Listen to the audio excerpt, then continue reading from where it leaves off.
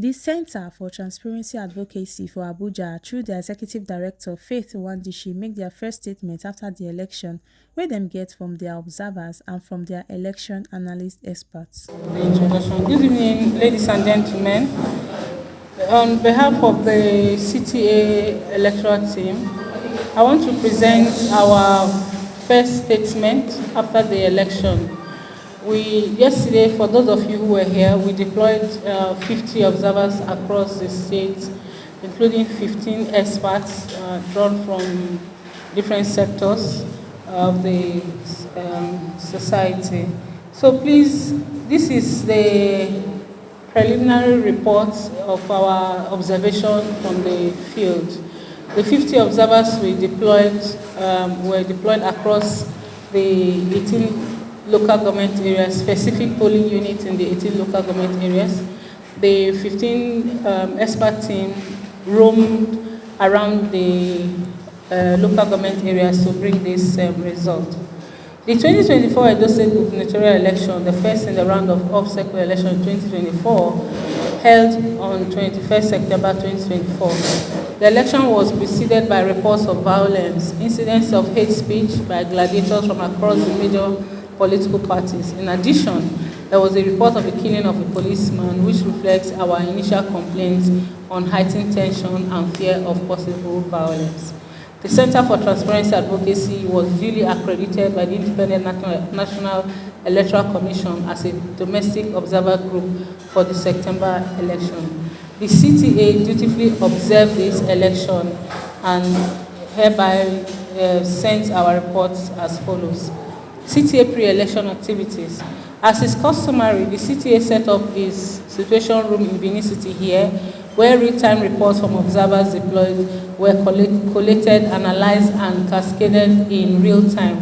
The CTA deployed 50 independent observers who observed the election throughout the 18 local government areas of the state. From their observations, they notice say vote buying full ground, low turnout of voters due to heavy rain, and voters find them difficult to locate their polling units. However, dem applaud INEC for uploading results to the portal behavior of security officers as dem act professionally, although say dem no address and prevent vote buying, stressing say make INEC train their ad hoc staffs well and make dem sustain the peaceful conduct of election, also extending am to Ondo State election wey dey come. Ahead of the election, our field observer reports indicated that polling in many of the polling units commenced around 9 a.m. We hope the INEC will do better in Ondo, gubernatorial, and other future elections. Presence and performance of security agents. However, also on the deployment and opening of polls, we found that the INEC officials were there at some of the polling units, and we had voters also turn out, but not as many as we thought that they would turn out. According to the reports from our observers, security personnel typically arrived early at the voting places, except in few instances like in Ward 7, Unit 29, with 238 registered voters in a local government that had no security at all. The security personnel behaved professionally, particularly when it came to upholding law and order. However, we found that the security personnel paid a blind eye to cases where vote buying were ongoing. Several of the security staff stationed at various checkpoints were overzealous. I personally was harassed by security agents at about 6:30 a.m. this morning, but at Ted Junction. And so, though when we escalated that, we found out that as the day progressed, the security agents became more friendly and were less intimidating. Our observers were harassed by this police personnel. We call on the leadership of security agents to train their personnel on the role and importance of election observers. We had to continuously explain ourselves. I was fully kitted with my tag, my cap, and everything, and the police officer was still asking me what I was doing. I said, sir, I'm an observer. This is my card.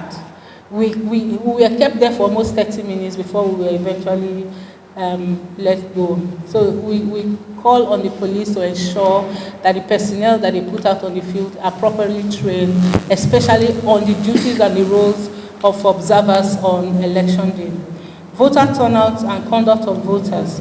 Overall, poor voter turnout was reported by observers, raised fears of insecurity, dashed expectations, and all others. Inadequate voter education and the heavy downpour in the state were all connected to the indifference among voters. We call on the political parties and INEC, and including National Orientation Agency, to enhance voter education. It is necessary to educate voters about the significance of elections, and indeed the media too should join in this duty to educate Nigerians on the significance of election. Nonetheless, CTA applaud voters for their peaceful and orderly conduct throughout the election, many of whom came out despite the heavy downpour. Performance of beavers, conduct of INEC officials. According to field reports, beavers operated flawlessly in the state. Voters typically were accredited within 2 minutes, and when we say 2 minutes, from the point of accreditation to the time they cast their vote, put the ballot paper in the box. The use of beavers in some of the places where they were using fingerprint, we found that for within 1 minute 35 seconds, people were accredited. But when they used the facial recognition, it was just between 40 seconds to 50 seconds to get people accredited using the beavers. But on the whole, the process from the beavers accreditation to the time of voting, when they put the ballot in the box, took about 2 minutes on the average. With regards to INEC officials' conduct, the city is pleased with the performance of the electoral officials throughout the election. Poll workers demonstrated professionalism and a thorough understanding of their responsibilities in the majority of voting places that our observers visited. The use of inexperienced ad hoc workers is the reason behind the flaws found in past elections. We urge INEC to make sure that for future elections, only properly trained and ad hoc employees are used. Vote buying and selling and other malpractices. In our elections, vote buying is fast becoming a norm that involves majority of political parties and their operatives. In this EDO gubernatorial election, it was not different. According to our observers, vote buying and selling were rampant, with the main parties using inventive vote buying plans and strategies to elude law enforcement. Clear examples of vote buying were observed in Ward 6, Unit 7, Ikoboka local government area, where a party agent was arrested by the EFCC operatives with a cache of cash meant for vote buying. Also in Ward 1, Unit 5, Esan Northeast local government, a party loyalist was recorded to have publicly announced the payment of 20,000 naira to any voter who votes for their party's candidate. In fact, that act of that party agent disrupted election for some time in that, because he just stood in the middle of the crowd and shouted, anybody that votes for my party will be paid 20,000 naira. We expected the security agents to have arrested such a person, but we didn't see that happen. The INEC Security Agency, Nigerians and other interested parties must devise strategies to deal with this unpleasant occurrence. It is imperative that political parties acknowledge that incentivizing vote buying is illegal, and that security authorities hold party officials accountable for the vote buying actions of their agents. I be Omori Eru Oluwashefumi Catherine, and I report for Oberland Television.